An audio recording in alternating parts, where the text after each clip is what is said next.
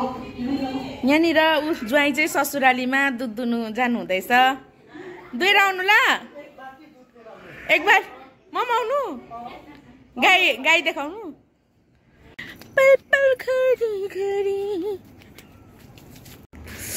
के हालिदिनु अन्त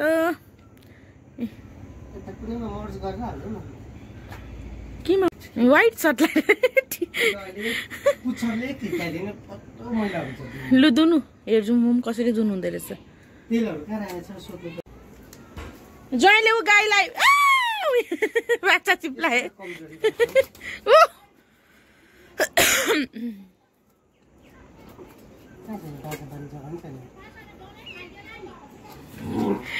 सुँगायो मात्रै ज्वाइँले दुध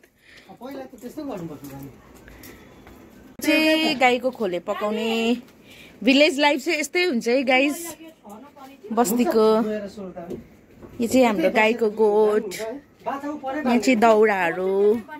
यहाँ माथि पराल राखेको छ। यहाँ कुखुरा हिँड्दैछ।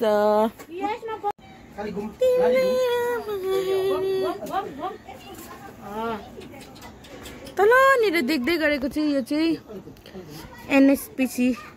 एनएचपीसी ल्यान्डको जेपी हो। कुन चाहिँ बस्ने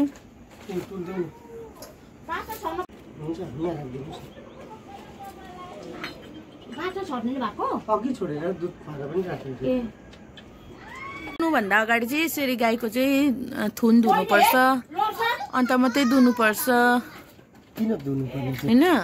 धुनु चाहिँ अब मैलाहरू हुन्छ नि त गोबरहरू लागेको हुन्छ। दुधमा फेरि गोबरहरू आउँछ त्यही भएर चाहिँ यसरी सफा पार्नुपर्छ। तातो पानीले धुनुपर्छ। चिसो पानीले धुयो भने चाहिँ के हुन्छ दुध दिँदैन। दुध दिन्छ तर गाईलाई त चिसो भइराख्छ जाडो महिनामा। चिसोले धोइदिनुहुन्छ। ज्वाइँले त तातो पानी ल्याएको त। म त उता घरमा नि जहिले तातो पानी दिनु।